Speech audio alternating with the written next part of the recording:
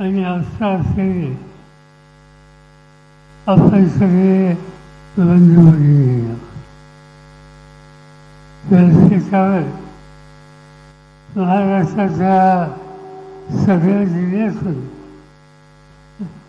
त्यांनी आयुष्याचा उमेदीचा काळ कुस्तीसाठी दिला असे सगळे मान्यवर आज या ठिकाणी आहेत. अशा कुस्त्या देशात होतात, पण महाराष्ट्राचा विचार केला की गेल्या अनेक वर्ष रोहित पवारांनी या ठिकाणी ज्या दर्जाची स्पर्धा आयोजित केली अशी स्पर्धा कधी मुंबईला, कधी पुण्याला, कधी कोल्हापूरला, या ठराविक गावामध्ये लोकांना बघायला मिळतं. पण यावेळेचं वैशिष्ट्य हे की कर्जत जामखेड मतदारसंघामध्ये एकेकाचा दुष्काळी भाग म्हणून ज्या भागाचा लौकिक होता त्या ठिकाणी या दर्जाची स्पर्धा आयोजित करणं ही काही साधी सोपी गोष्ट.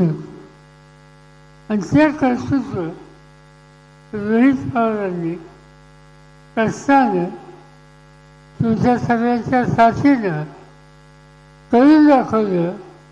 त्याबद्दल महाराष्ट्राच्या सगळ्या कुस्ती प्रेरकांच्या वतीनं रोहित पवार आणि त्यांच्या कार्यकर्त्यांच्या संच त्याचा मी मनापासून अभिनंदन करतो. महाराष्ट्रामध्ये महाराष्ट्र कुस्तीगीर परिषद ही एक अत्यंत महत्त्वाची संघटना. 1960 साली महाराष्ट्राची निर्मिती झाली. यशवंतराव चव्हाण मुख्यमंत्री होते. मामासाहेब मोहोळ कुस्तीगीर परिषदेचं काम बघत होते.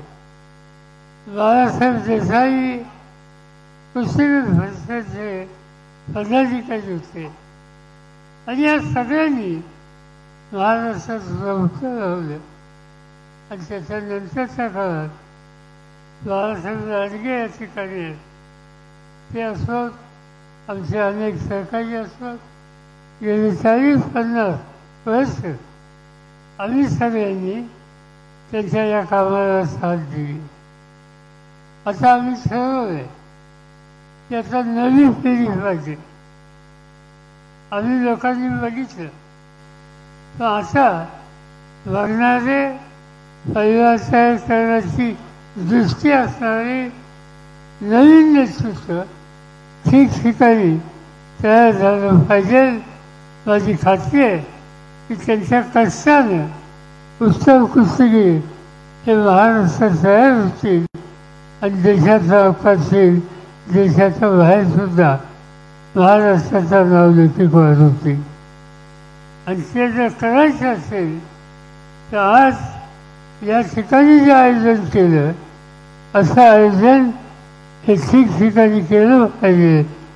आणि त्यासाठीच रोहित पवारांनी पुढाकार घेतला.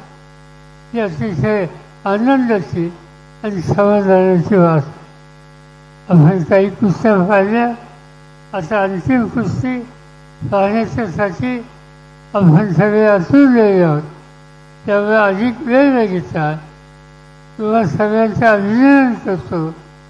कारण कुस्ती चांगली झाली त्या फायद्यानंतर कुस्तीचं कसं याचं कौतुक तुम्ही लोकांनी या ठिकाणी केलं.